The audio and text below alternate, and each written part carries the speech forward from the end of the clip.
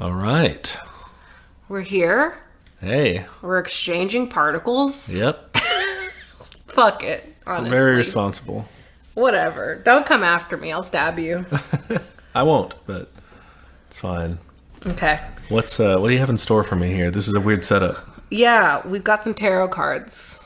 I'm going to read your tarot cards. Okay. All right. Will this tell me... What will this tell me? What the stars have in store for me? Or is that a different... That's a different thing. That's horoscopes. Okay. This tells me what the fates have in store for me. Yeah, I mean, not really. I use them to reflect on what's going on and see what I need to focus on. All right. Or, I don't know, just like to get my shit together, basically. Cool. That's what I try to do. So it's like a prompt. It's a prompt, yes. Okay. Helps you think about the right thing. Got it. Yes. All right. So you have chosen the 3-card reading, the nature, the cause, and the solution. All right, cool. Let's do this. So I'm going to shuffle. See if we get some good shuffling ASMR on here. Oh, yeah. That's good audio. Put that in your earbuds. That was a loud one. We're going to have to adjust that one. Sorry. I'll do this one further away. Chunky boys. All right. Okay. Give it a cut. All right. Thin to win. All right, thin to win. Not how this works, but okay. Do you burn a card each time, or do you just I do do the not top burn 3? it. Okay. I will do swirls, however, what I call a swirl, because you can get reverses, which are usually kind of bad. So give it a swirl just in case. It doesn't actually help, but like I do it if I've been getting a lot of reverses lately. Okay. I don't mind reverses. That's fine. We live in a reversed world. That's fucking true. They're not bad. They're like a twist on how you look at it. Okay. Okay. I'll let you guide me through that. All right. First one. We've got justice upright. That is the issue. Okay. The issue is justice. Wait, what does that mean, justice upright? Upright, in my view, it's upright for you. I'll put it this way so you can see. So that's not reversed. Okay, basically. So just straight up justice. Up. I'm going to go to my guidebook. I'm going to see. You're going to look what justice means? Mm-hmm. Listeners, I'm using the Cosmic Slumber Tarot illustrated by Tilly Walden and released by Liminal Moon. Very good. Do some of them just mean the thing? Like, I don't know, justice seems... It seems pretty obvious, doesn't it? The nature, anyway. Some of them are pretty straightforward. This one is fairly straightforward. Oh, except this description. Justice is not what you expect. Oh, damn. All right. Just kidding. It's not straightforward. All right. It is not harsh or overbearing. It is instead overflowing with honesty and fairness. Now is the time to step back and be your own judge. Your life requires that you look at it clearly. Analyze what helps you and what doesn't, what you need and what you want. The answer will help you attain balance. Be patient as you seek justice. This is not a process that can be rushed. Deliberate with calm and care. I can tell you what I interpret that as, but what jumps out from that description? So this is supposed to be like in your personal, right? This is very centered on just you. It doesn't have to be. Well, I mean, okay. I know people, like I follow an account that does like, I think it's called Witches for Bernie. They do like revolutionary spreads, so they make it about like wider issues. Oh, okay. So which one do you want to go with? Well, I guess I'll stick with the kind of the traditional version of it. And I guess to me, it kind of reminds me of our last episode where we were talking about like, here we are, here we are just kind of like podcasting / living a normal life versus what we talk about kind of needs to be done. And so, I don't know, I'm researching for our next episode, and there's a cat out there. Who is it? It's a black and white cat. Oh, this is a new cat, listeners. Oh, this is a Luna cat. She's gorgeous. There's a little black and white cat with a pink nose. Oh, hi, beauty. She's looking right at me. She looks dumb. She does. She's got kind of cross-eyed as well. She does. Just a little bit. Hi, sweetie. Very cute. Hi. She's staring. This is great. Everyone cares about this. Everyone super cares about this. Listeners, I keep track of the cats in my neighborhoods like I'm fucking playing Pokemon Go. So this is great. A great discovery. You can come listen. You can be converted to communism. Yeah, have you tried communism? Doesn't look that interesting. She's not sure. But yeah, I guess you talked about balance, and I'm balancing, I guess coming to terms with that regular life isn't devoid of meaning while balancing that with I should be doing more shit for the cause. Okay. So I'm interpreting that as you're looking at your life and what it is now and seeing how much of that do I want to change? Yeah. It's still good to have some personal comforts, obviously, but what do I need to do? Yeah. All right. So that's the nature of the problem. All right. Next up, the cause. This is a reversey, the high priestess. A reverse high priestess. All right. What is a high priestess? It's like a fancy lady. What do you? Yeah, no, okay. I thought you meant literally. By the way, these are both major arcana cards. They're the big ones. There's also regular suits. So I'm real magic with these? Arcana cards usually are a bigger deal. Okay. Not that the other ones aren't, but they're more, I don't know, maybe they're more big picture. I don't know. It's more important, I feel if they come up in readings. Okay. So I'm actually going to do a Google because this book only gives upright meanings. Okay. So I'm going to do a quick Google search. All right. Any budding witches out there? I use Biddy Tarot because it's easy. So BIDDY Tarot. Ooh. Secrets. Disconnected from intuition. Withdrawal and silence. Oh, this is the flipped meaning? This is the flipped meaning, yeah. Okay. Calls on you to be still and direct your attention inward. That's what we're fucking talking about, isn't it? Yeah. Listen to your voice and wisdom. That's good. See, this isn't negative. It's just different. Yeah. You may be swayed by other people's opinions or swept up in their drama. Stay off Twitter. Yeah. Good advice. What you really need to do is focus on what is right for you. Okay. Do I struggle to trust my intuition fully? Perhaps you doubt yourself. This is a good message. I'm taking this as a good message. Doubt myself. I don't think I've ever done that. Shut up. Oh. So do you think that's more saying chill dude, it's fine? Or more saying no, you're right to think about this? Ooh. Man, I viewed it as chill dude, you're fine.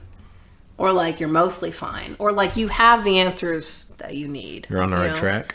You may also keep your intuitive capabilities hidden from others, fearful of their judgments or opinions. So I view it as this podcast is still good. I think we're still doing some good stuff, hopefully.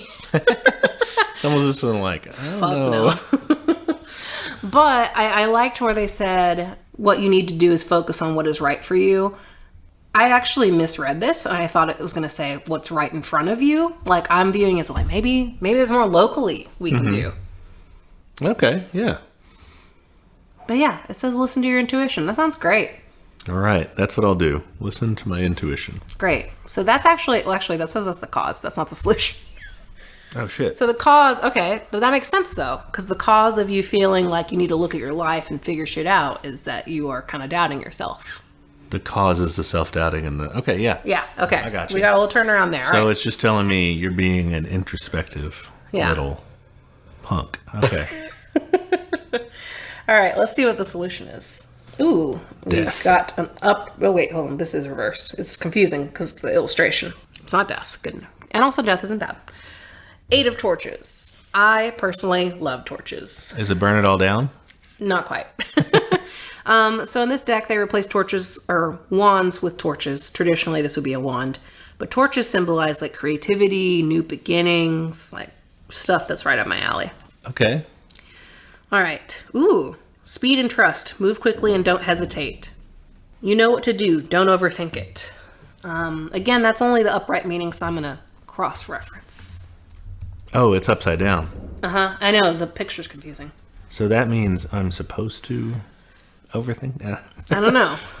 So the upright meaning was speed, fucking go for it. But because it's reversed, this is maybe slow down a little. Okay. So it suggests that you're charging ahead with an idea, but you might need to slow down and consider your next steps. It can also mean that you're resisting change. So it can mean lots of things, I guess. Weird. Those are opposites. Those are opposites. Even in the reversed. Okay. It says you're resisting change, trying to stop the flow of energy and movement. So let go and be in the flow. If you're feeling stuck, do things differently. I like that version better. Yeah. Because the other one doesn't really make sense. Yeah, so I think it means don't be afraid of it. Maybe like go with this idea, run with it, see where you get. Like you're doubting or whatever, but like listen to your intuition from the priestess. Yeah. Okay. And go for it. All right. I like that. Cool. Neat. Was that fun? Yeah, that's weird. Man, all right. So I'm feeling some priestess here. How do you handle like when you're sitting here like, I don't know, these are a few cards. Like, why should I do that? Or is it just more like think about it? No, yeah, I usually leave them out all week so I can kind of look at them, think about it, and be like, like, how am I living up to that or not living up to that? And just kind of ponder. Yeah.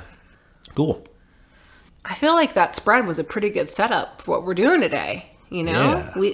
we can often self-doubt. This podcast is a fucking waste of time. But the hope is we can convert some people, and that's what we're going to talk about today. Yeah, we're going to talk about how to convert. I mean, we call it converting liberals. I guess we're thinking in the general sense, anyone who's not kind of a communist who's into some form of capitalism. Mm-hmm. So I guess that could also contain like conservatives as well. There may be a harder sell, but I think so. Or maybe libertarians or something. We got an email. Someone said they used to be a libertarian, and now they're a full Marxist-Leninist. So it can be done. Wow. All right. Cool. So yeah, we're going to talk about like some of the methods to use, some of the things to keep in mind, guidelines, I guess, and also some common like comebacks for when you get capitalist talking points. What to say about them? Yeah. All right. First, I think we should lay down some tips, maybe some safety tips almost. Okay. Yeah. That's a good idea. So I think approaches for talking in real life versus online are different, first of all. True. So let's tackle IRL first. So all right. I would say safety first. Yeah. Safety is important. Yeah. So that's, we talked about like, yeah, this could maybe apply to a conservative, but like, don't put yourself in a dangerous situation. So yeah. If you're a minor and you're dependent on your parents, maybe now's not the time, like wait till you're out of there and you can just go home if things go bad. I guess, yeah, that's true. I mean, it's kind of bad not to be able to say what you think, but there's also the flip side of it that, when you're a minor, your parents probably can fall back on, well, they're just a kid who cares, sort of. From their point of view, they don't know what they're talking about, sort of thing. So it's not like they're going to, I don't know, I feel like in a lot of cases, unless it's a bad situation, they're not going to really be like, oh, this kid sucks, I'm going to kick them out. Like, they're just going to be like, they don't know what they're just being weird online kids. I don't know. I mean, hopefully that's the situation for most people. I think it probably is. But, like, I think I'm thinking about it from, like, a queer perspective, too, where, like, there is a huge homelessness issue and, like, a lot of kids are put in this really horrible situation where it's like they want to talk about, like, their lives and they just can't, So yeah, that's true. I hope there's not a lot of people that would do that for, like, being a communist, but who knows? People are weird. Yeah, that's true. We come from, I guess, we haven't experienced that, I guess, is what I mean. So. Yeah. And if you're in public, make sure you have people to back you up, especially if you're, like, black or indigenous or, like, obviously not white. Like, keep yourself safe. Yes, yeah. Also, in regards to your employment. We've done an episode on at-will employment and just basically the fact that in a lot of states, your boss can just fire you. Yep. That's for political opinions. They can even just kind of like... That's because that's not a protected class. Mm-hmm. They can just say, you're a communist, I'm firing you. Yep. They can say, oh, you're not a good fit here. Mm-hmm. So keep that in mind.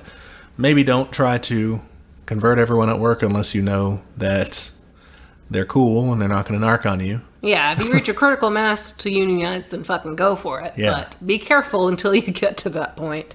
I saw a tweet from like a Trader Joe's employee who wrote a letter to the CEO saying like, hey, we need to follow COVID restrictions. Like, here's all these guidelines. Like, we're not following them, and got fired. Nice. Yeah. So pretty cool. Yep. Very possible. I don't know. I guess what we're trying to say here is that like in most cases, unless you are indeed going to become the next Lenin or something, you're the key to, and we don't really believe in great man history theory. You should probably look after your own survival rather than, the important but overall small role that you could play in a revolutionary movement. Yeah, survival is the name of the game, especially these fucking days. Jesus Christ. Yeah. Another tip for talking in real life. I am very bad at this. Do what I say, not what I do. Try to stay calm. Yeah. I have been known to fucking cry during arguments, so like don't do that. if you can manage it, don't. It's not great. Yeah. But yeah, it sucks that you have to do this, honestly. I have a lot of feelings all the time, basically. But I have a lot of feelings about this. Because it sucks that emotions are seen as like an invalid point, or like, you're hysterical, especially someone assigned female at birth. Like that is a thing that's going to get thrown at you a lot. Anytime you raise your voice, people will kind of accuse you of that for the most part. So like, I think that sucks. And I do believe in emotional appeals, and like, I think that's useful. But like a lot of people see that and say, nope, like your whole argument is now invalid because you got emotional about it. Yeah, I think that's dumb too. It's just a way to approach it, I guess. And I don't like it, but yeah, that you'll find that a lot is people very much see themselves as somehow apart from the emotional experience, and they're just like, no. I don't know. I struggle with this because, I don't know, we were talking earlier about like, things are bad right now. And you have to find a way to kind of separate yourself from it when you can. Because if I went around and just like sat every day thinking about like the fucking 500,000 deaths we're up to, and, the blackouts and how they killed a whole bunch of homeless people, like I couldn't survive. Again, the name of the game is survival. So like, you do have to be able to divorce yourself a little bit from it. And I think doing that some in these conversations with people is helpful too. Because if you just go up there like sobbing because like everyone's homeless and everything sucks, blah, blah, blah, they're gonna be like, what can I get from being more like you? Yeah. Yeah. You're a wreck. That too. They're like, you're a messy bitch. Yeah. So maybe compartmentalizing is what we're talking about. Compartmentalizing, that's the word. Yeah, I think that's a good perspective there. What else? So as far as talking to people in real life, one very effective way in any sort of persuasive exercise is trying to connect with them, right? Trying to make what you're saying, make them identify with that, right? Yeah. You do this very well. My favorite of your tactics is whenever you get them to say something and then later you're like you said, blah, blah, blah. And you're like, oh. I use that a lot. That's my bread and butter of convincing people of things is using their own terms. And I try not to make it like a gotcha. Yeah, like a gotcha thing. But it's like, no, like, kind of like you said, this or whatever is. Yeah. I want to make it to where you want to basically get into a conspiracy with whoever you're talking to. That's a good way to put it. Get them on your side. Like, you're letting them in on something and you're joining in with them and like, you're working together to do this thing. And then they'll leave thinking that they've just like, they've discovered something, Man, that's good. Yeah. That's good shit. It's like the Timon and Pumbaa bit. What? Where Pumbaa will say something, then Timon just steals the idea and be like, that's a great idea that I just had. That kind of makes me think of like, I like to establish some baselines too. This works a little better with liberals, obviously. Okay. But you can just say things like, hey, don't you think it sucks that like there are kids in cages, because that's what's going on Twitter right now. It fucking sucks to see the mental gymnastics people are taking. Yeah, now they're facilities for, Oh, God. So bad. But I like to establish that baseline, and then, we can argue how it should be done, but it's good to establish that, like, hey, we're still on the same side, at least. You know? And I think we'll talk about, liberals more specifically later, but they have a tendency to be very wonky and like have all these really convoluted ideas about how to get something done. It's like, we just want to get this thing done. Can we just get this thing done? Like, yeah. And I just realized an important note to make because, we don't have a completely American listenership. We're referring to American liberals, which is sort of on the like centrist to slightly 1 degree left of center, Yeah, that's the political spectrum style. So, like, if you're in Europe, a liberal is oftentimes just like a free market person. Yeah, so, yeah. Difference there. That's who we're talking about when we say liberals, generally. Yes. But yeah, no, I agree that getting them to agree on what end goal we have, I guess, is because that way you're just basically in a conversation of means, and what you want to do is convince people that your means are better than and more effective than theirs, acceptable to do. I don't know. You have to convince them on that, basically. Yeah. Real quick, I do want to apologize. We are in a construction zone today. So if you hear some beeping and some trucks, they're changing out all the gas lines in my neighborhood, and we're here to witness it. Yeah, it is what it is. We got an industrial flavor today. I think, too, when you are discussing the means, don't let them pull you into the weeds, because they're going to want to do that. Like, just say, no, we can do simple solutions. Like, I think that's very tempting for liberals. I think they watch a lot of West Wing, and they think that means you're smart if your plan is complicated. And I just don't let them do that. Just be like, no, I want this. I want this. I deserve this. People deserve this. Instead of making people jump through all the hoops. Yeah, I think that's a good point. You also don't have to get them to... You don't have to sign them up for the communist elite package right away, okay? Can you commit right this minute? Yeah, you don't have to convert them to Maoism, Marxist-Leninism, any sort of specific ideology. You don't even have to, get them to, swear that they are now a leftist. I mean... You don't even have to use those words. I think it's kind of effective when you don't. Yeah. You're really trying to just I like how you put it, get them, we were talking about this earlier, get them to kind of think about it. Yeah, just start questioning, like the tarot, start giving them some prompts. Yeah.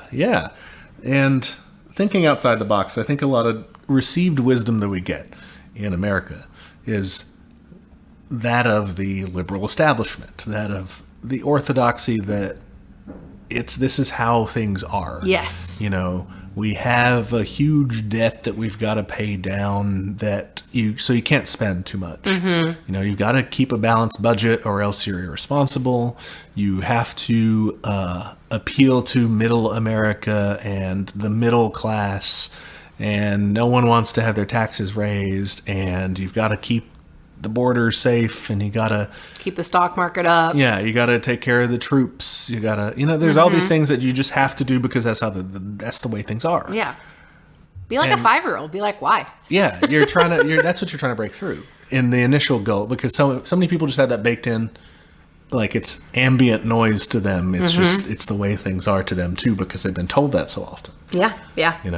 I guess what we're saying is you want to work on getting them to think outside of that first. Just start questioning it. Yeah. You're with being weighed down by all that, it makes it less likely that they're going to be like, sure, socialism. All right. Let's get to tips for talking online.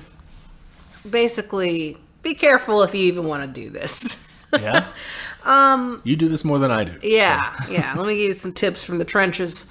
One, determine if they are legit. Most of them are not. Most of them are just going to come and put 3 American flag emojis on your communist social media post and then pretend like they want to know things. And then when you give them answers, ignore the answers. So... So troll? So troll, yes. Okay. Lots of trolls out there. A lot of people will just be like, I'm just trying to learn. Just educate me. And then when you give them sources, they will just be like, no, give me an answer right now. And it's like, dude, that's a lot of work. So so education is labor, make sure you have enough time and energy to do that. If you're out there on the fucking streets organizing, don't fucking bother. You're doing the work, Yeah. You're good. So yeah, just be wary. Watch for whenever you give them answers and they just completely ignore it, or they deflect, or they're just not. You can tell when someone just doesn't actually want to learn. They're just kind of gaslighting you. Okay. Yeah. It sounds really annoying to have to answer, I don't know, to try to converse with people like this online. But it sounds like more annoying to even be the instigator in the first. Why would you waste your time I have doing no that? idea. And keep in mind, these are people that come to a fucking, social media place called Teachmecommunism. Yeah. Expecting me to be like, you know what? You're right. Fuck it. I hate communism. I don't. So let me give an example. Someone commented on our Lenin post.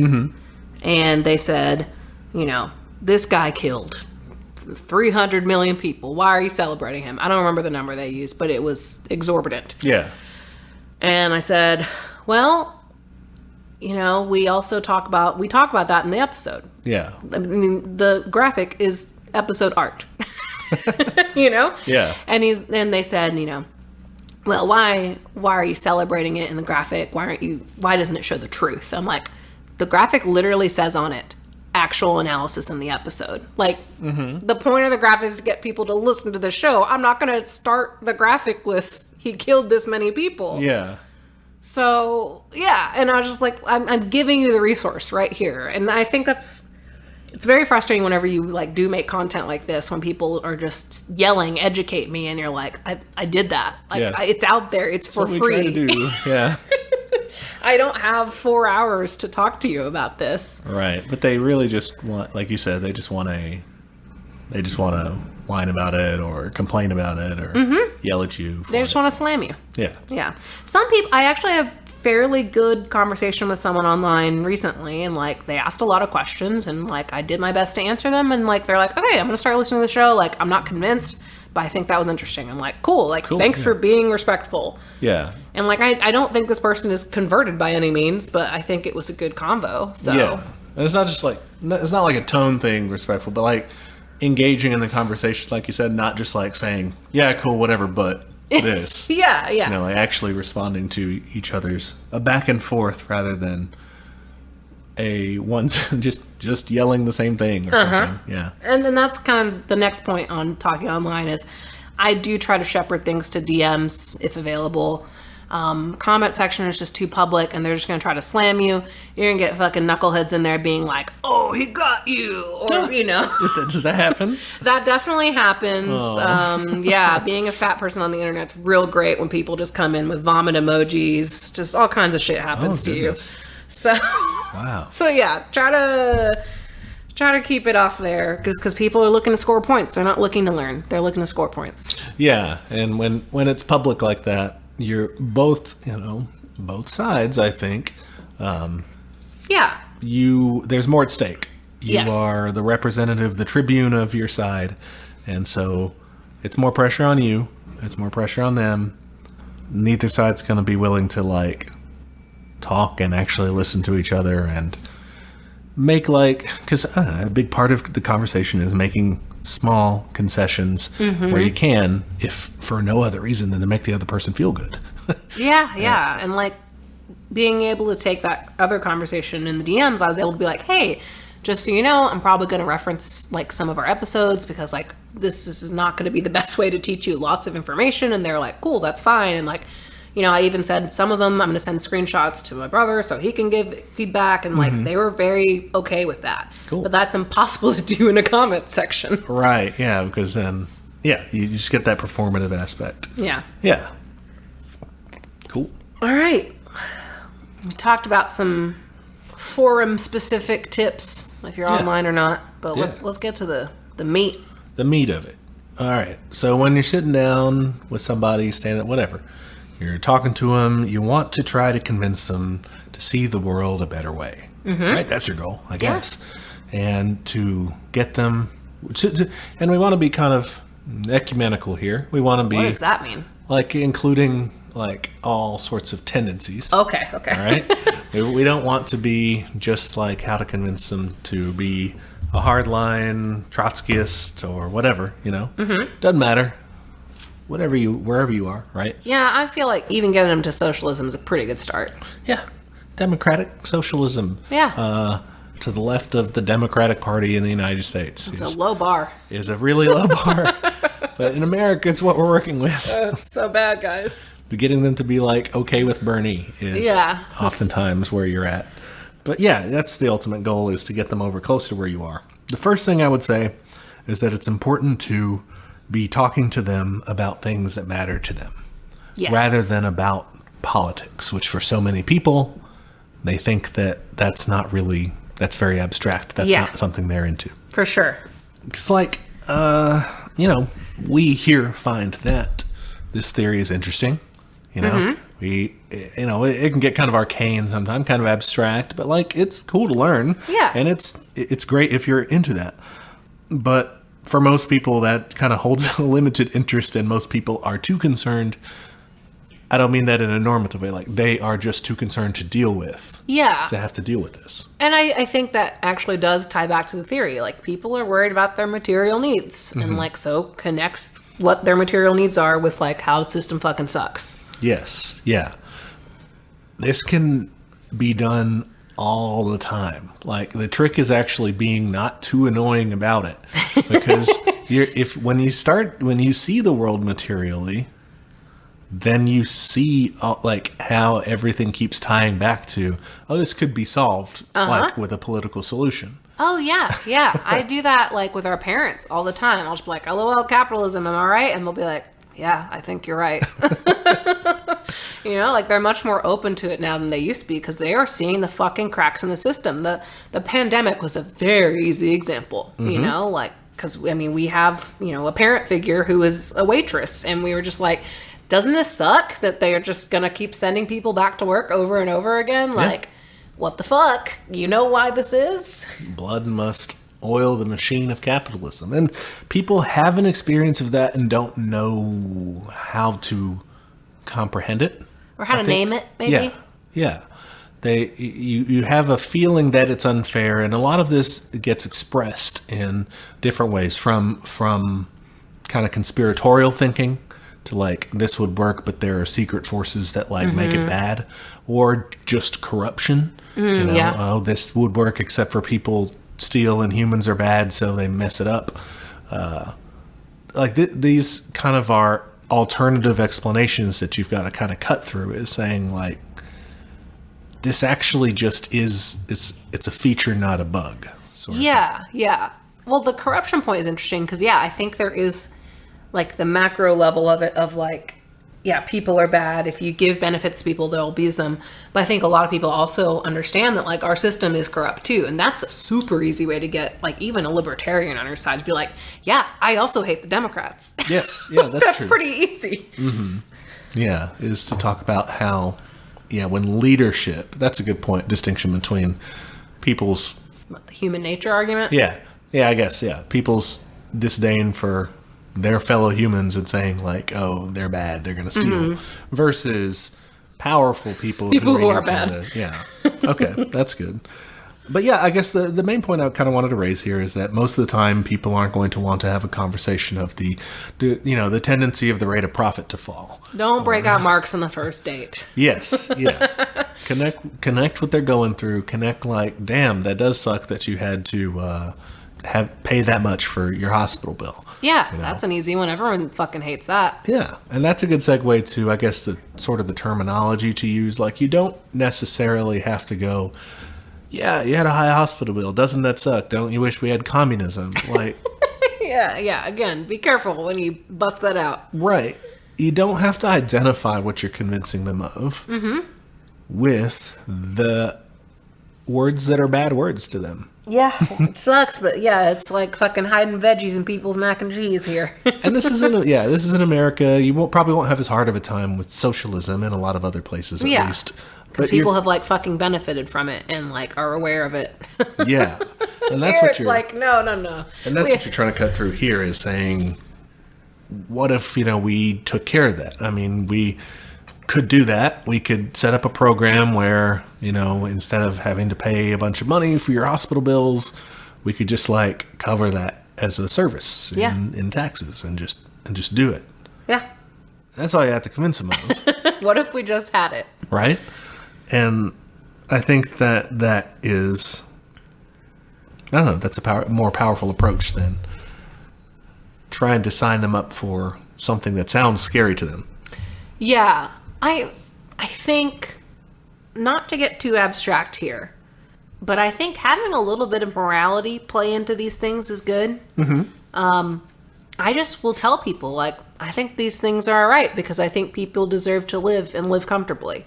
And just putting it in those very simple terms is enough for some people to, like, kind of second guess. Yeah. They're like, well, yes, I guess all things equal, I do also want, because, most people are good, I guess, and they don't want people to suffer. They imagine the system to be better than it is. I think so. Because they're not probably as affected by it. Yeah. This is, I think, I don't know, we're talking about tying a real experience. That's going to be harder with rich people. That's true. So they haven't experienced that. And if they have, it's through like the several layer rigmarole of charity. So, Oof, yeah. You know, they think that they're taking care of people through that. Like, Yeah. I've had so many rich people be like, no, rich people are good because they're giving their money to people. And I'm just like, that should just be built into the system. Which, go listen to that episode if you want to hear my full rant about that. But yeah, it's going to be a little tougher to connect with them. I think you just have to... That one is difficult because you have to get them to kind of imagine being in different circumstances, which is very hard. Yeah, I think that the main advantage you're going to have with regular folks is that you have suffering to talk about. Mm-hmm. Yeah. And the richer people are, the less suffering they have. It's not to say they don't have any. You could talk about like, well, okay, you know, maybe they don't think about this, but you might be like, what do you do? Like, they're a corporate lawyer.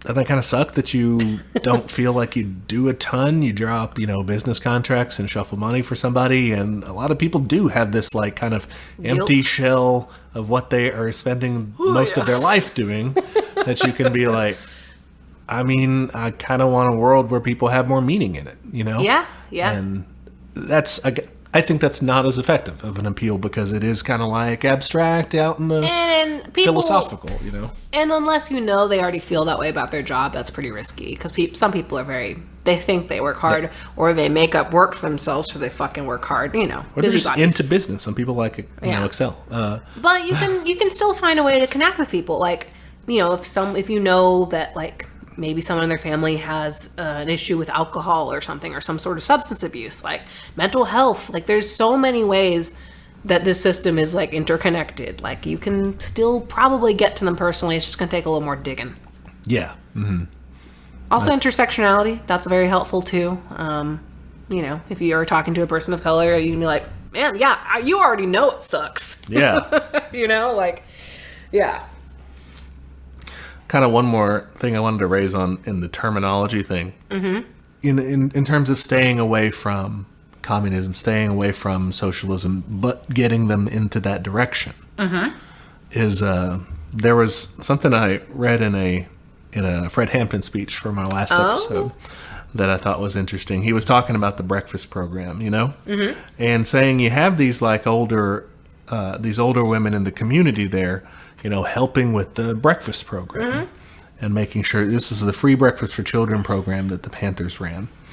They were into this, like, I mean, it's basically like a mutual aid program. It's basically like, a form of very decentralized, but a form of providing something socially. Yeah. Socialism, right? But they never use that terminology. And so he was saying, the policemen come up to them and whatever, and they're like, you like communism?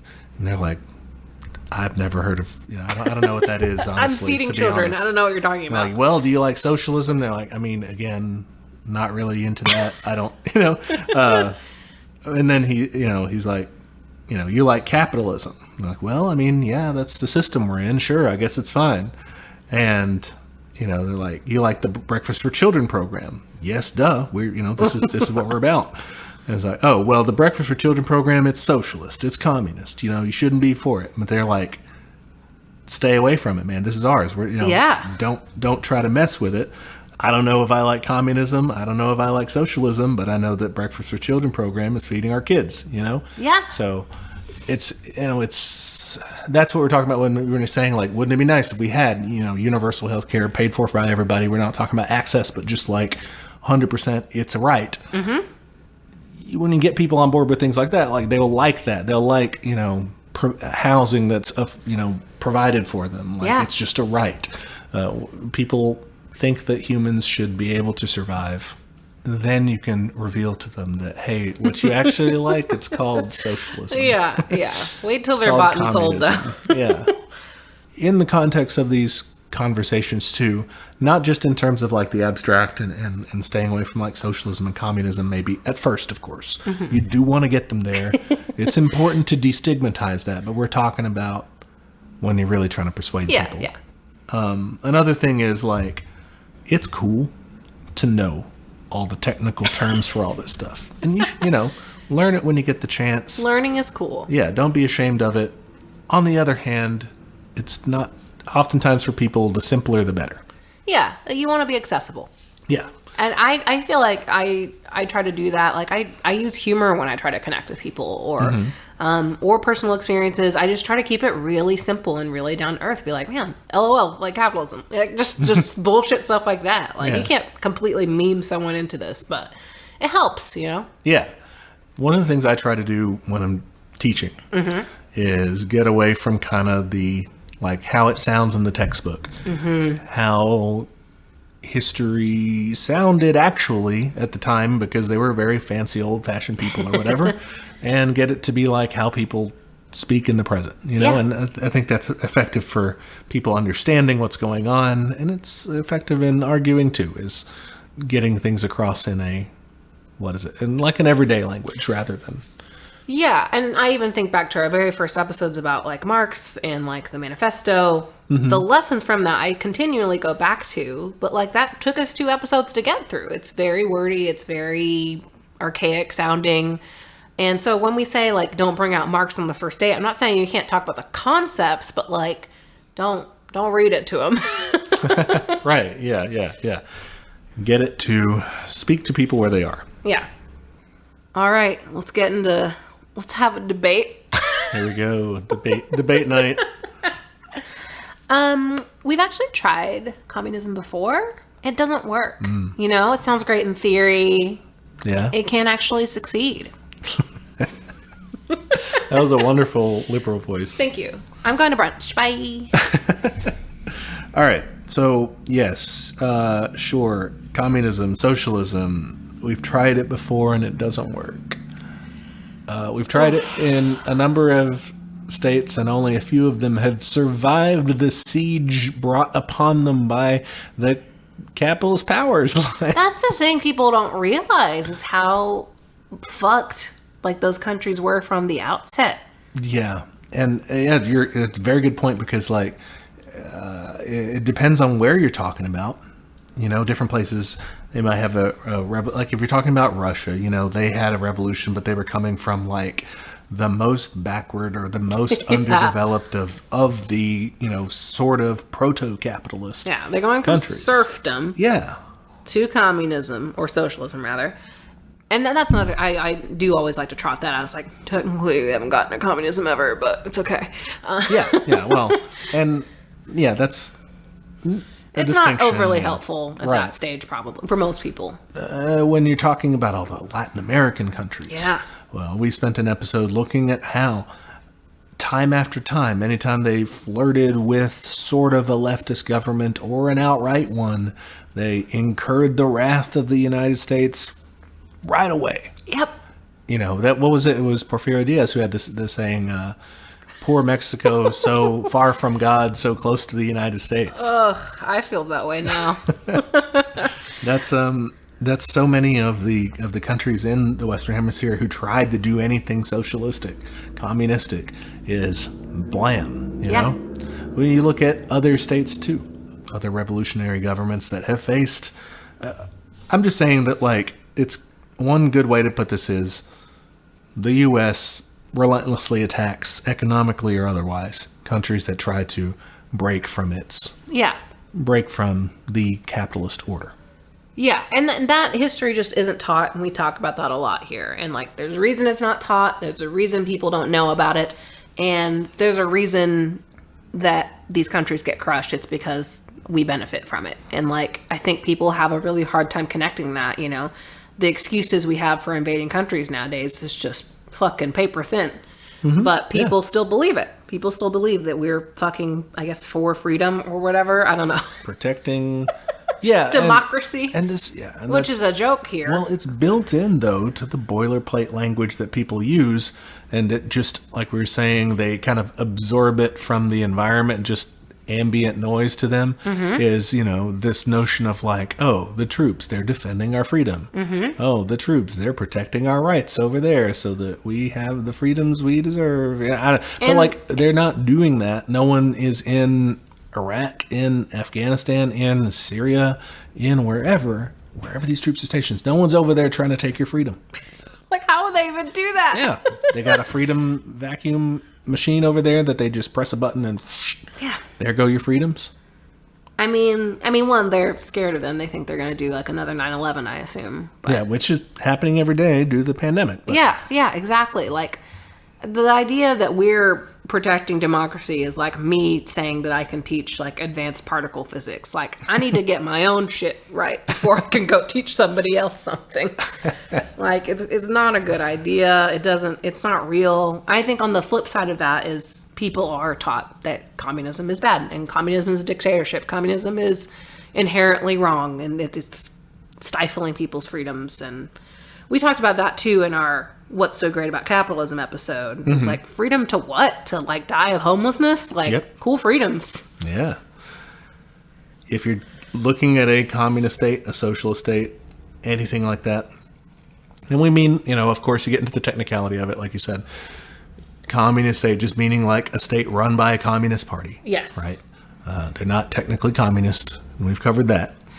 Would you say in every circumstance they are opposed by the United States? I would say pretty that. much. Yeah. And that's one thing. You Another might have thing, some very small ones, like very small commune kind of things, or maybe. yeah.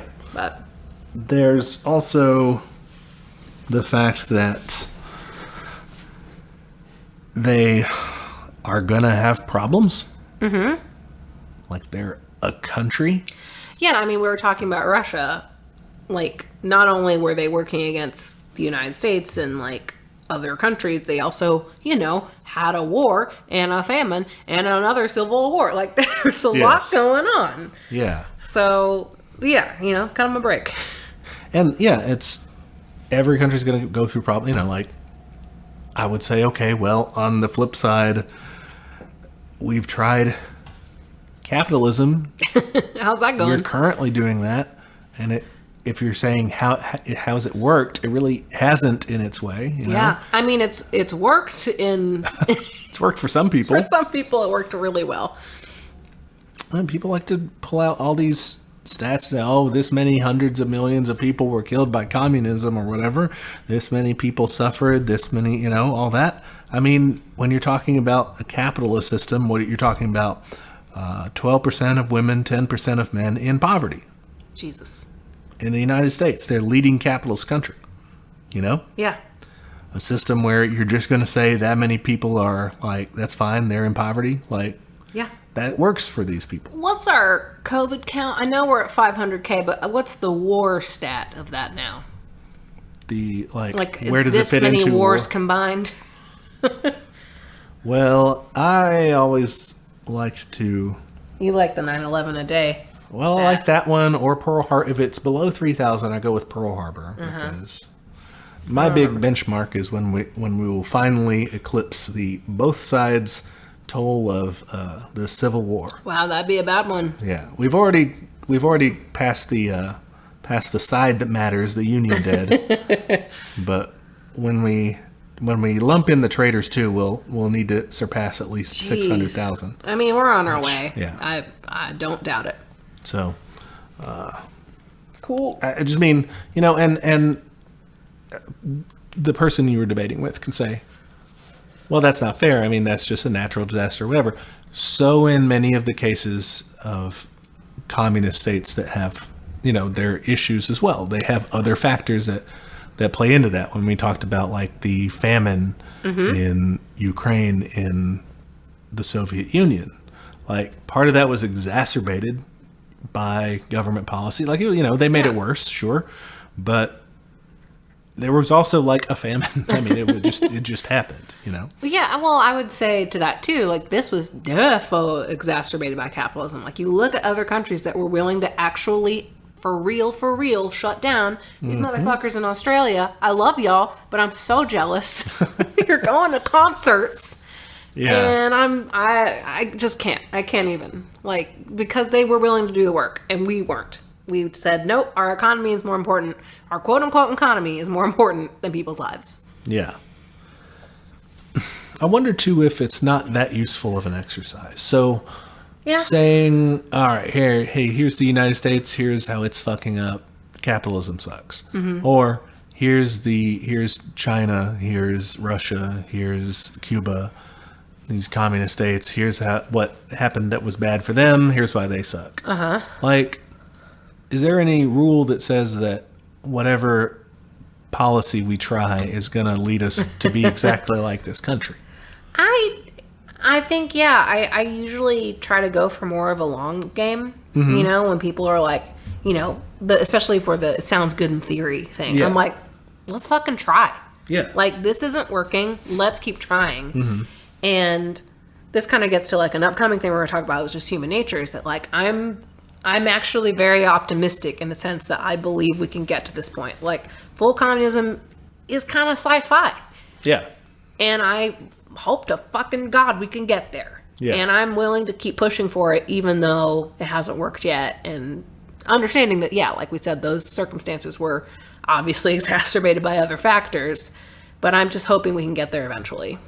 Yeah, I think that's a good point, is we're not trying to sign people up and say, look, we're just trying to, like, you know, the United States, we want to make it instead Vietnam. I mean, like, you don't have to 100% say, like, we're you know, all going on strike and we're going to become, the United States Socialist Republic. Like, not necessarily. I mean, we're just saying, can we do these incremental steps? That's part of it, is you do want to sign people on board to, like, the small things, as long as you get their support to, like, socialize the country gradually.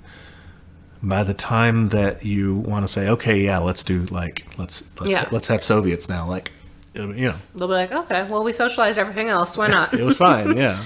Yeah. So I agree, though. I think that it does get sci-fi, but, like, I think it's okay. We got to get there at some point. Yeah. You know, otherwise we're looking at getting the capitalists to figure out a way to build ourselves a big enough ark to get off this planet. Yeah, like, I mean, Elon Musk literally proposed sharecropping on Mars recently. So, like, yeah, we got to do something. Yeah. It was bad. No, indentured servitude. Oh, sure, yeah. That'll be fine. But, Commandante Christine, what would you say to the millions of hardworking Americans who understand deep in their bones that this is the greatest country on earth? Oh, God. Why would you want to taint that with some sort of foreign ideology? Oh, my God. There's so much to unpack. I mean, we've talked about it before, that this is not strictly a foreign ideology. We've covered that before. So, there's that.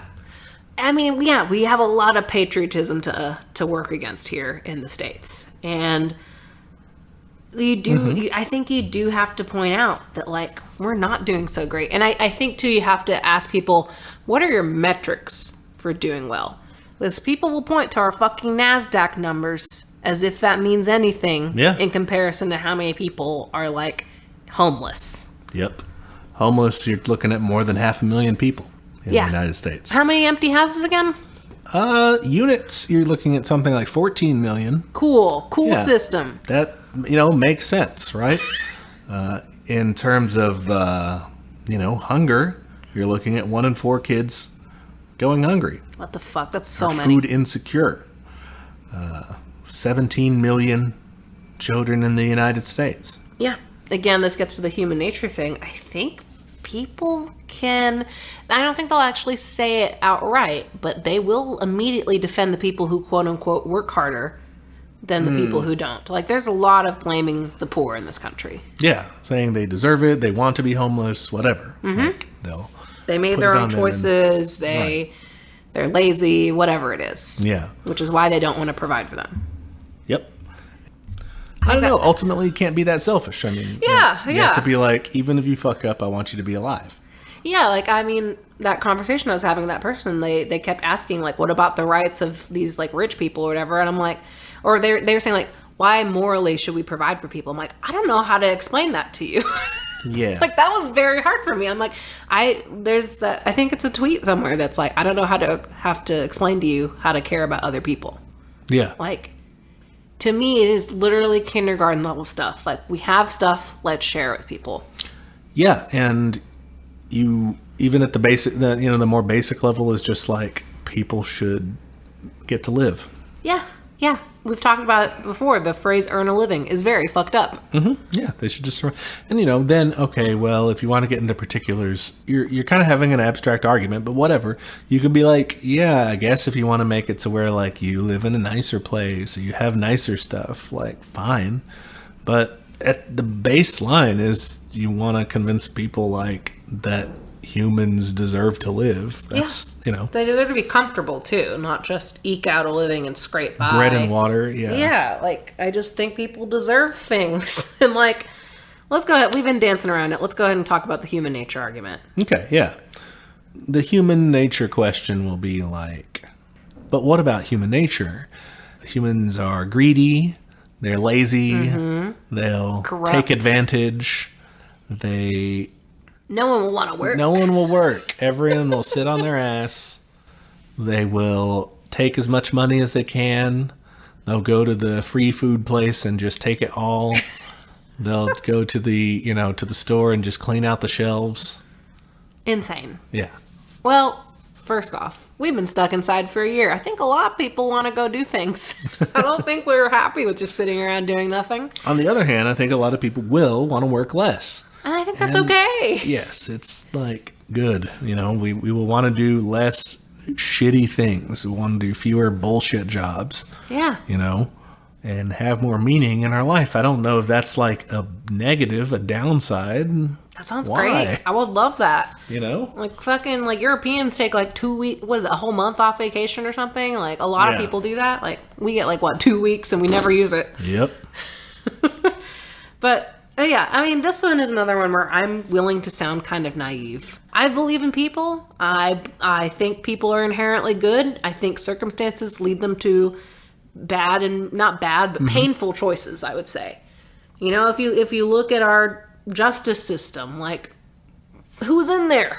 Yeah. Why are they in there? Yeah. Why is it that rich people can get away with things? Like it's very clearly connected. And you have fewer options when you're placed in a materially unstable situation. Yeah. And when your society is built, its value system is such that people who are better at ripping other people off get rewarded for it. Yeah. We've said on the show a number of times that when you get a boot out of a lake, it's wet. When you pull a person out of capitalism, they're shitty.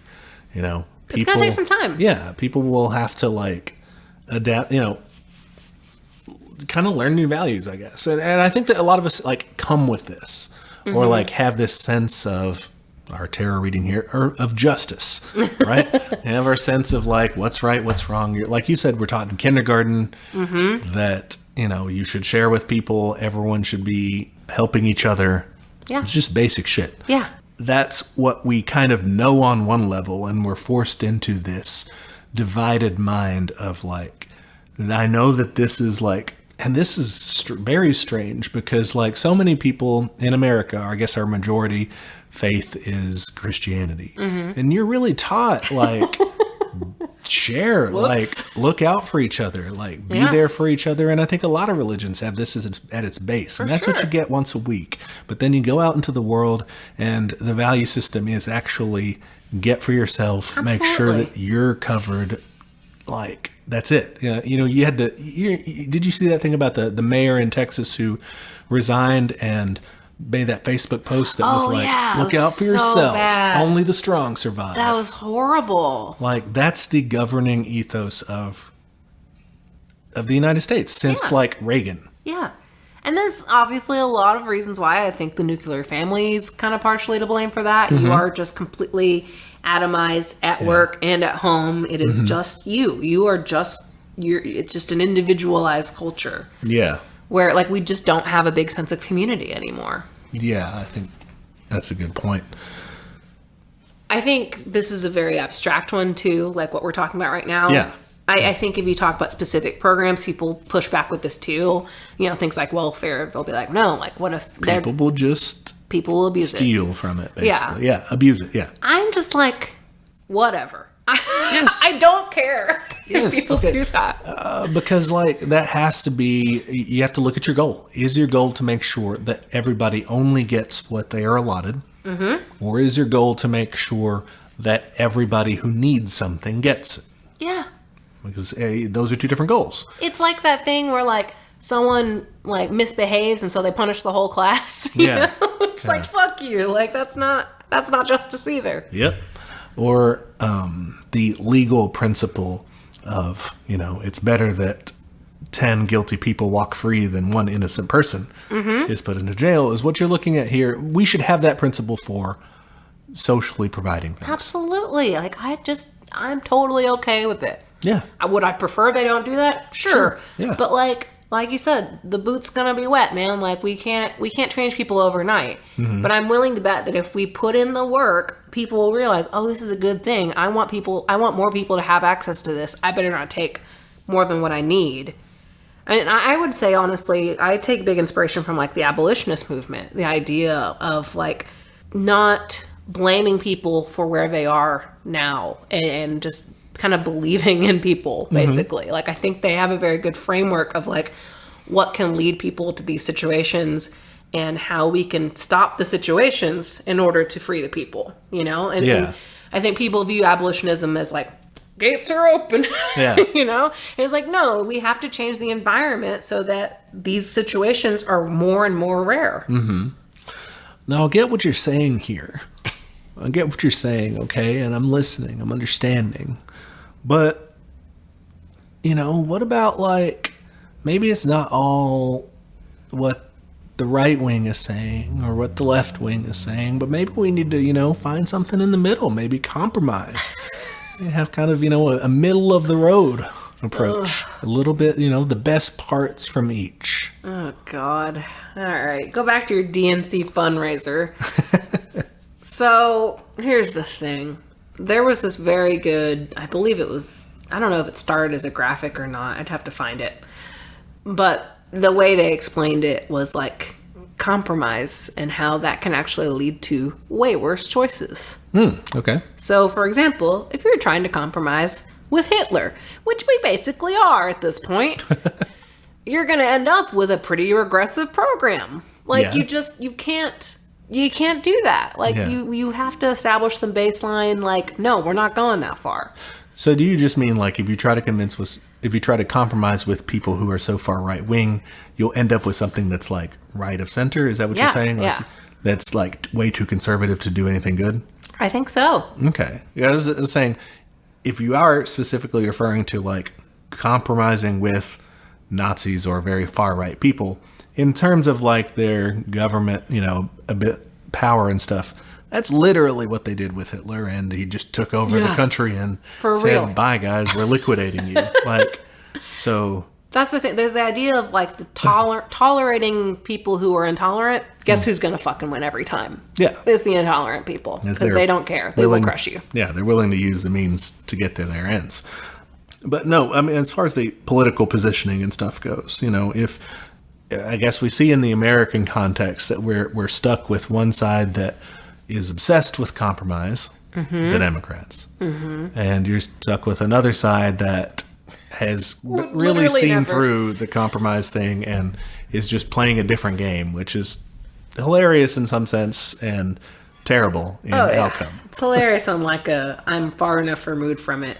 It's the whole, I laugh so I don't cry. Yeah.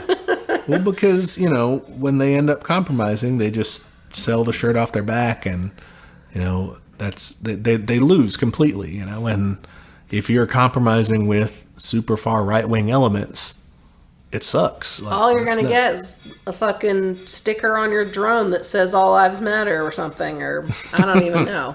Like, we are seeing this in action and it ain't fucking working.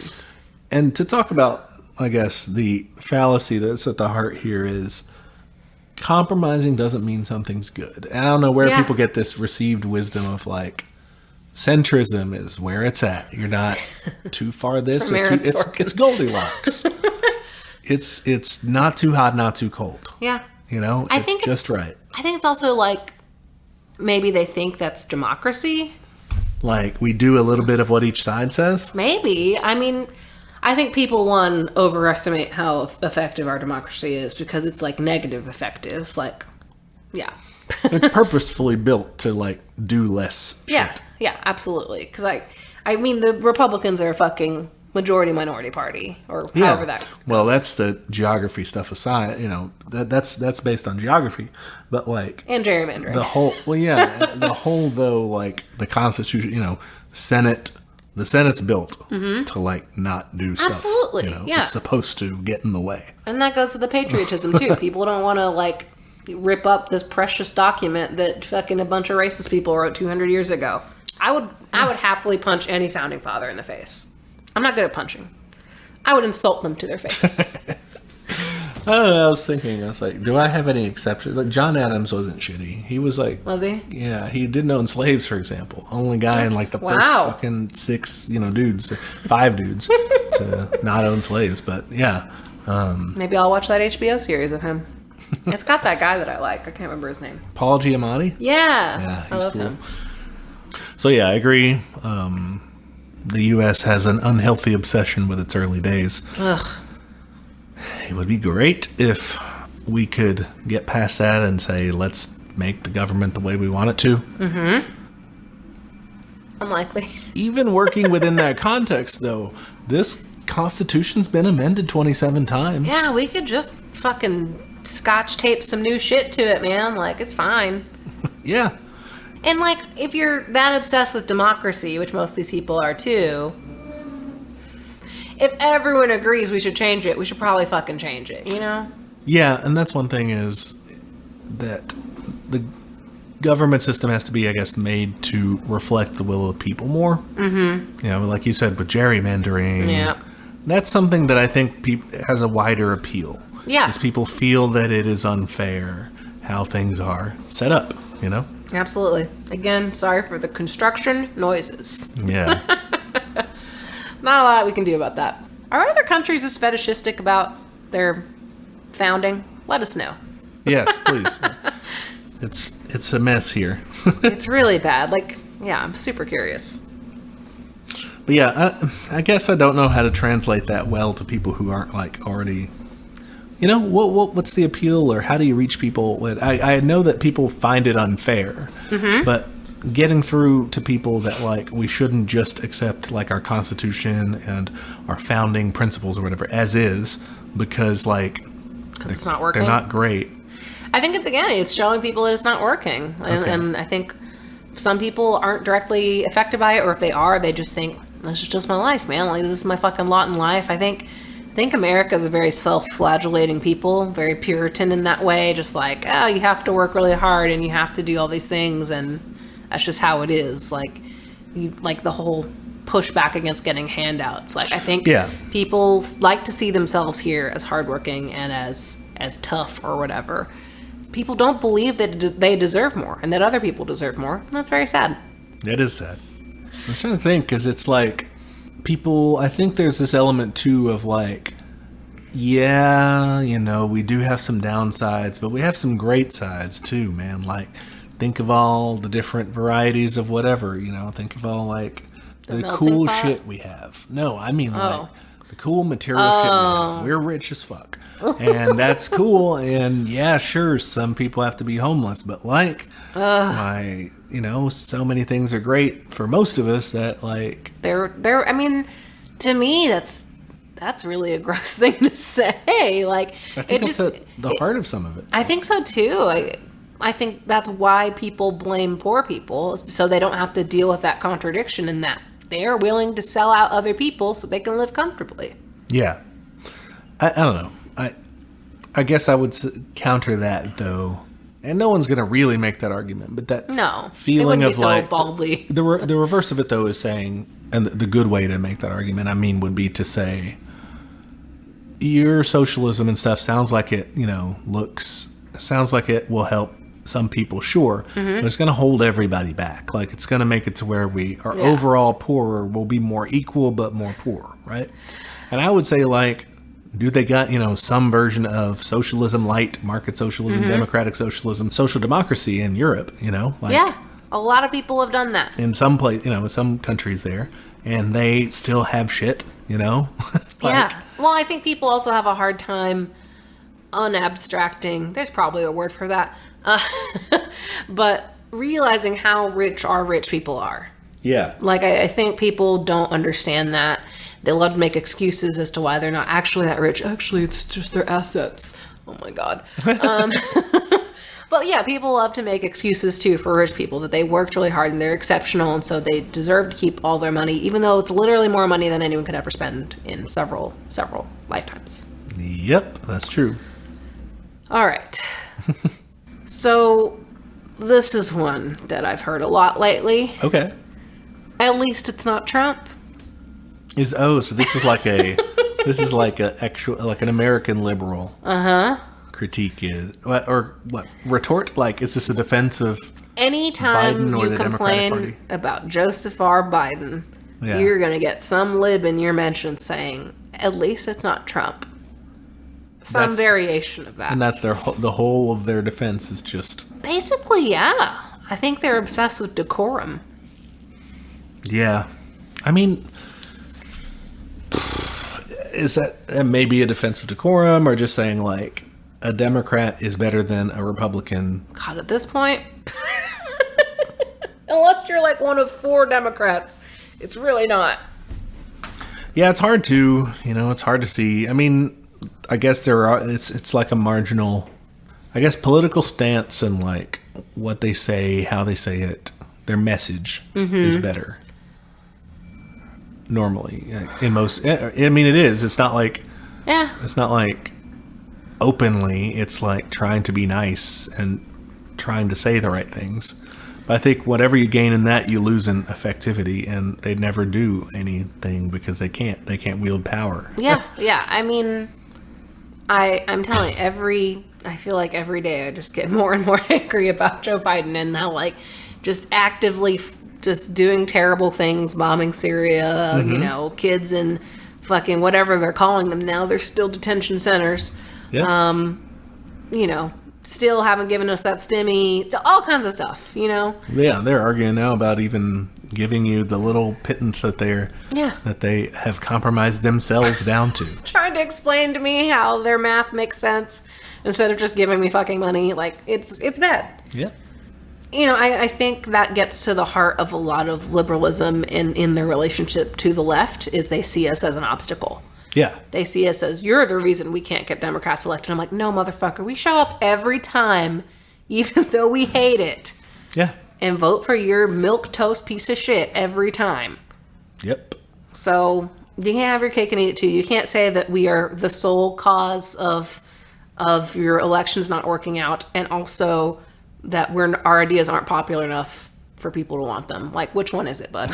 Yeah, that's true. We're big enough to obstruct you, but we're not important. Yeah. To listen to. Yeah. It's just like, man, dude, just don't.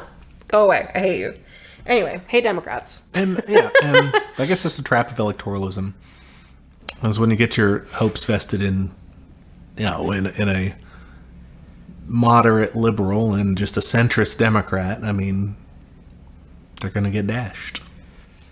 I think, too, this is where people bring up the representation matters stuff. And like, listen, y'all, I'm writing a book about representation. Obviously, I do think it matters. But I also am not trying to run a government. And we've talked about it a million times on this. Like, it is intersectional. Like, material needs are influenced by race, but if you are just going to slap a rainbow sticker on it, it does not mean it's better. I guess it's technically better, but it's still bad. It's got to be both. Yeah. You got to fight capitalism, but you also have to fight. You have to fight for racial justice, social justice, at the same time. Yeah. And just keeping the capitalist part and saying, "Oh, but now we have a more woke candidate or something." That's not going to do it. It's really not, because I mean, if you look at those stats, like, black people are way more likely to be incarcerated, gay youth are way more likely to be homeless. Like, they are materially affected by these things. You having a black vice president isn't going to help those people who are in prison for minor drug charges that she put there. Yeah, and that's not to oppose anyone because of what groups they're in or anything. Yeah, obviously not. if they're not going to do anything about the problem, that's the thing. And I think that's the heart of this argument. The whole not Trump thing is you gotta have higher standards than that, man. That's a very low bar. Yeah. I think it's not enough to not be Trump. It's not enough to not be a Republican or not even be a conservative. Like, you have to... It's a compromise thing. They think that's enough. They think that's moving it enough. And it's like, fuck it. I'm asking for the earth. James Connolly. We only demand the earth. Yeah, the whole key here, I guess, is convincing people that it's okay for them to demand more of their government, of their society. Yeah. They don't feel like they can ask for more than that. Yeah, I really... Yeah, I think people feel weird about that. I think they take pride in scraping by, which is weird. Yeah. I don't. I'm a comfy bitch, and I love it. Yeah. All right. Our next one. Where's your Jake Tapper mask?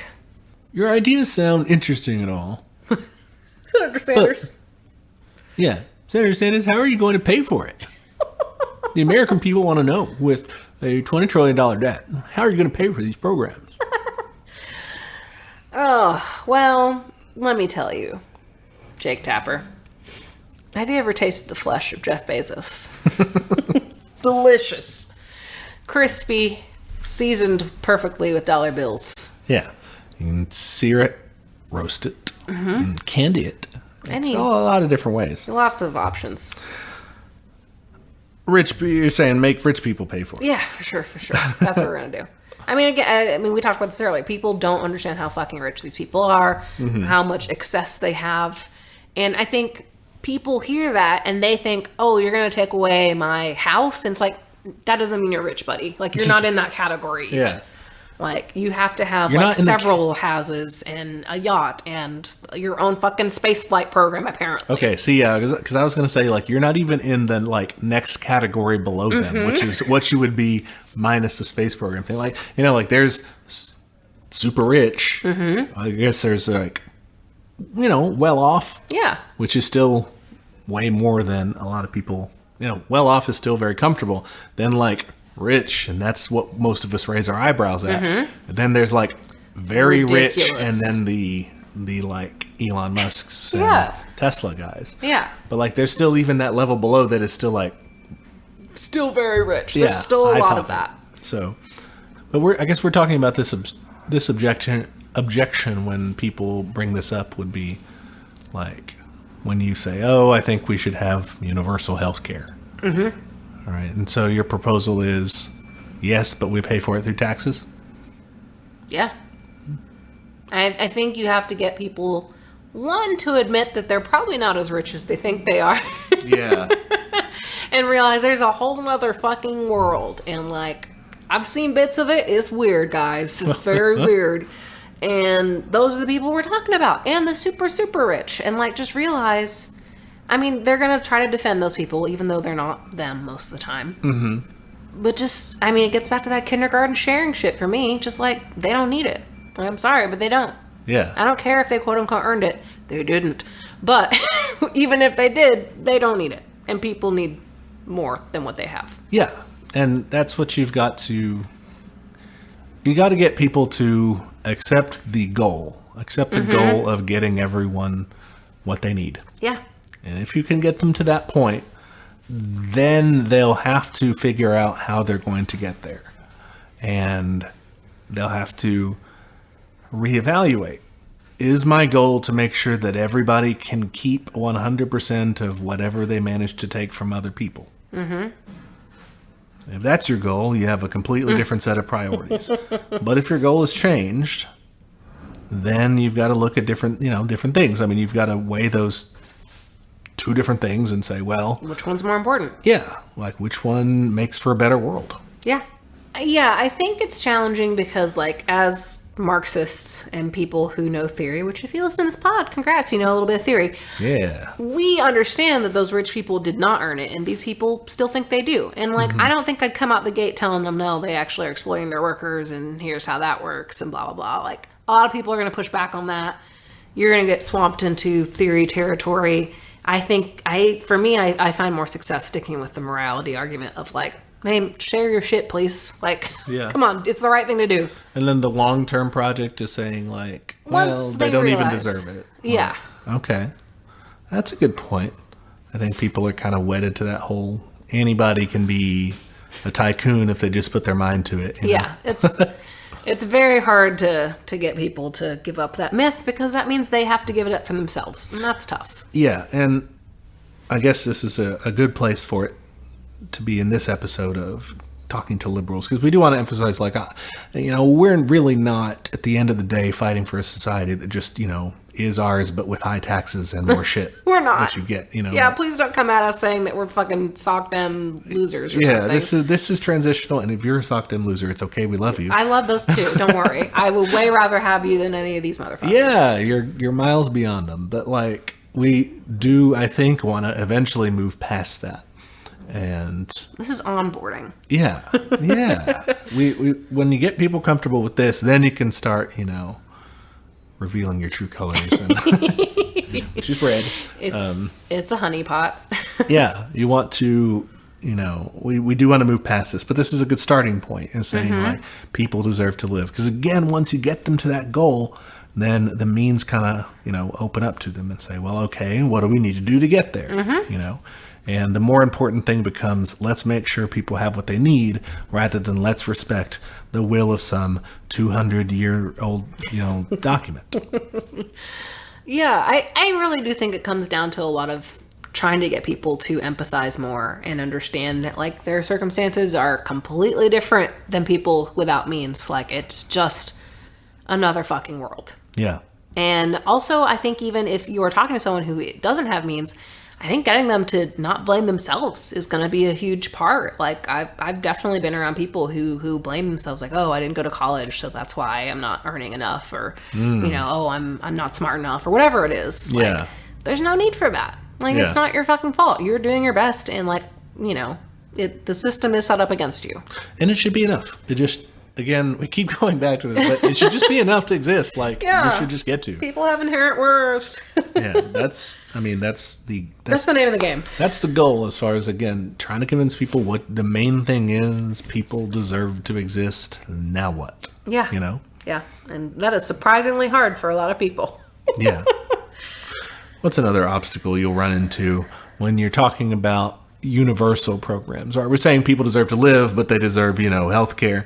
They deserve education. That's a big They one. deserve all these things.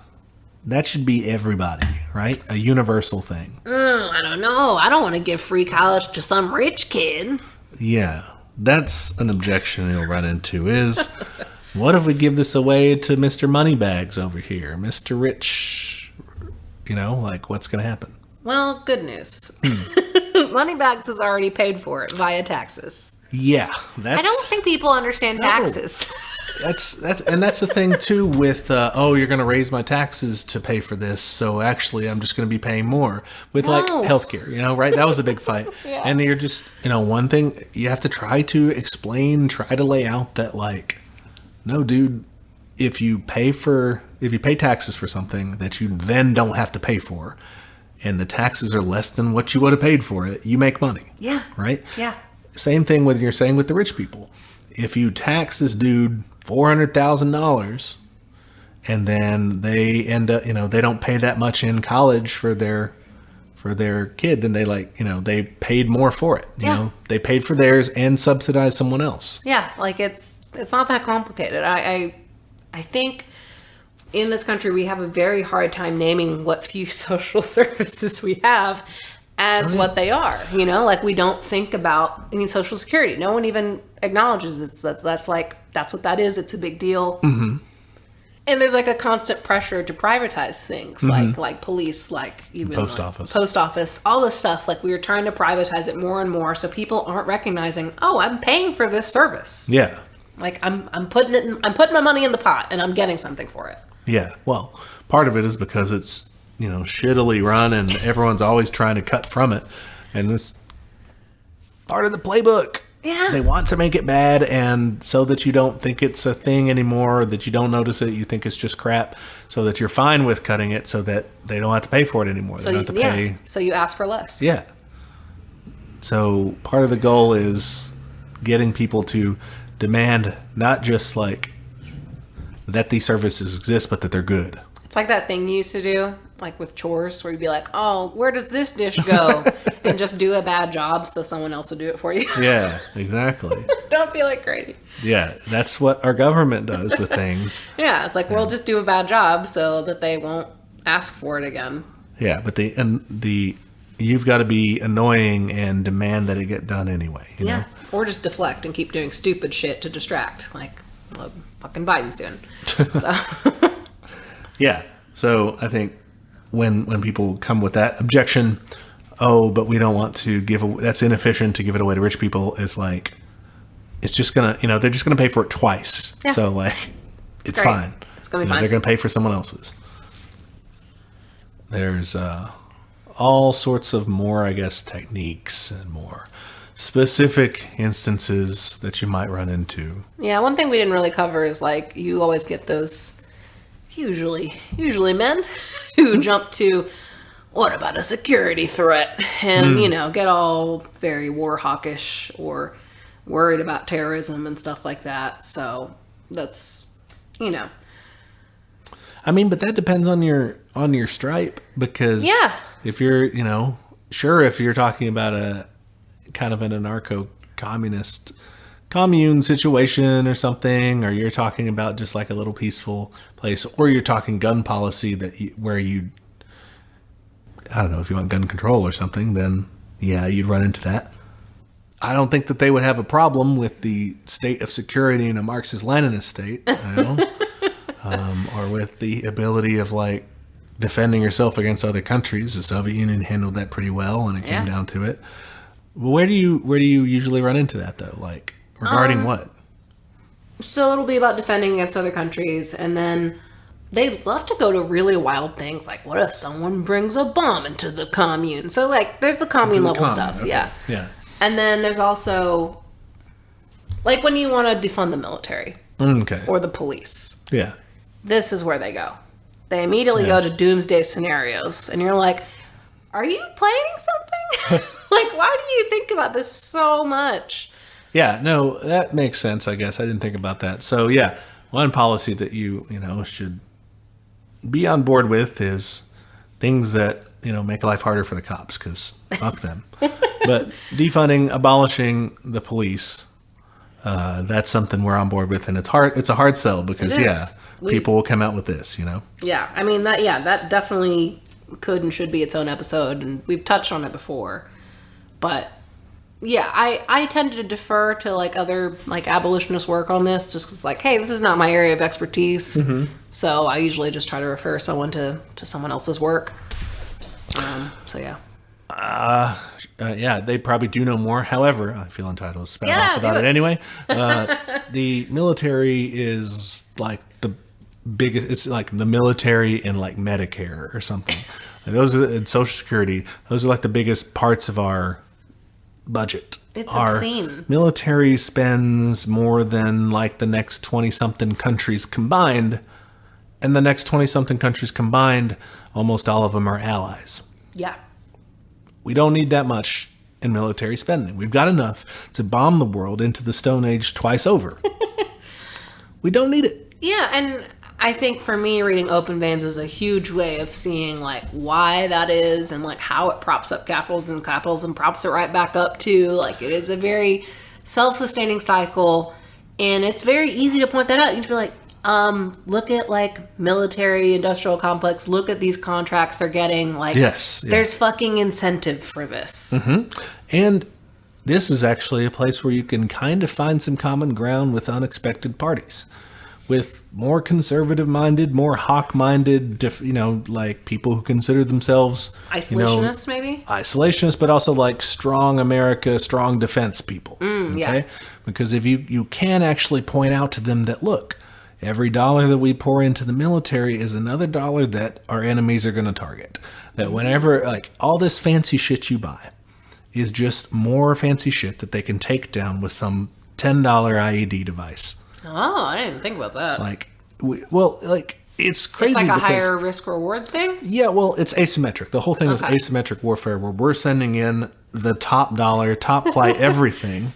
and we're doing that against against an insurgent force that is using guerrilla warfare tactics. Yeah. And the more that they bleed from us, the harder it's going to be. Eventually, we're going to have to quit. Yeah. The more strain on empire that they inflict, which is their goal, which is, the more we pour into that, I guess it's playing into that. Yeah. Playing into that. So that's what they want. So you could even make the case that that's bad strictly from the standpoint of American foreign policy.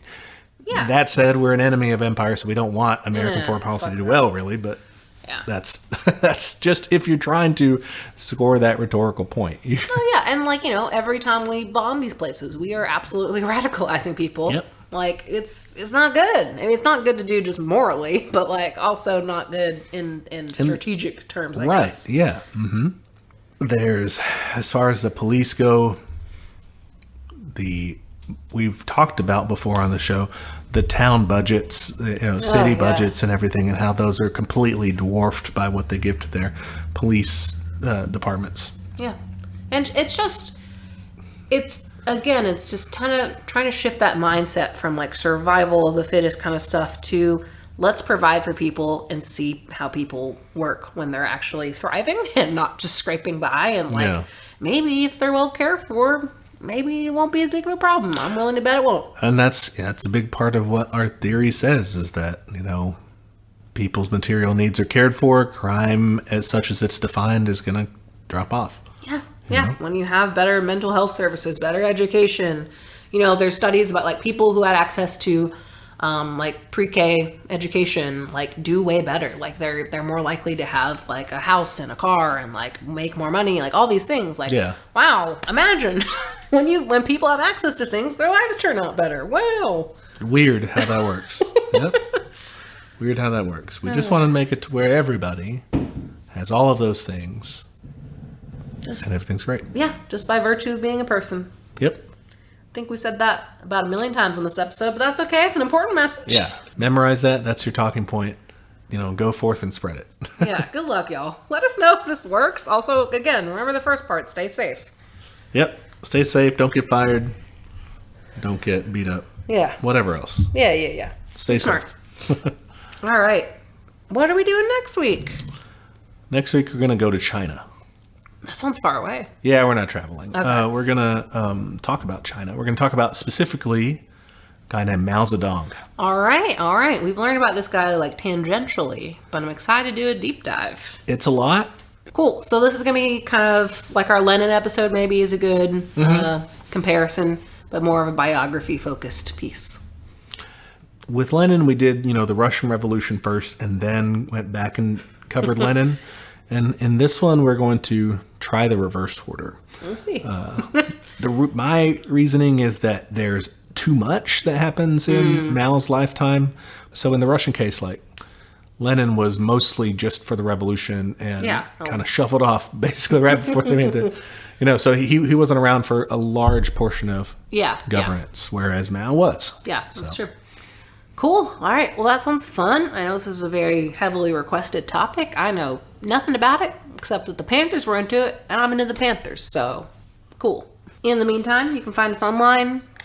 We are on Twitter at teachcommunism, Instagram at teachmecommunism. You can send us an email, teachmecommunism@gmail.com. You can send us a request for a future episode, a question. If you want to tell us how you're working on converting your liberals in your life, you can tell us about that. Yeah. You can also leave us a review on Apple Podcasts. That is a super helpful way for people to find the show. And rate and review. We're also on YouTube if you want to listen there. And we have a Patreon, patreon.com/teachmecommunism. For $5 a month, you get access to our notes. This one was kind of a collab of notes. We just had one document we worked off of. But you get access to not just this show, you'll obviously get all the backlog too. And some of those are pretty hefty notes, I would say. PDFs, marked up, all kinds of shit. Good stuff. People will ask me questions online and I will just look them up in our Patreon notes. So there you go.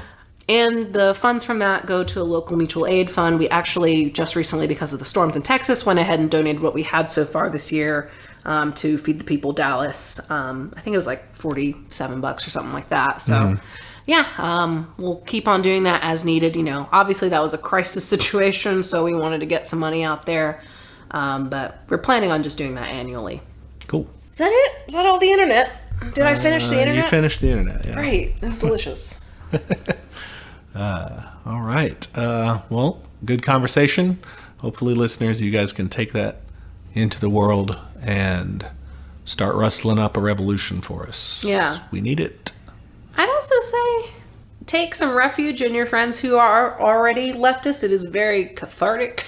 It's very soothing to, get drunk with a pal safely, obviously, in these times, and just be like, everything's fucked up. And, it's very validating. Because I think, I was talking to my aunt on the phone just saying, this is really fucked up that we are expected to pretend like things are normal right now, and it's not. And, just dump that on somebody sometime if you need it. Because it's very helpful for me. Just be like, this is bad, right? It's not just me. That's the big thing, is it's very, very pleasing to talk to someone of a like mind like that, because you can start to feel insane. Yes, absolutely. Just am I the only one that still gives a shit? What is happening? Yeah. So take care of yourselves. Yeah. Take care of yourselves. Seek out your comrades. Validation is delicious. Look out for one another. And actually take that message beyond one day a week. Take that out into your everyday lives. And spread it. Please. We need it. All right, guys. You can join us next week for another episode of Teach Me Communism, where the class struggle is always in session. I'm going to go take a nap. Sounds good. Bye. Bye.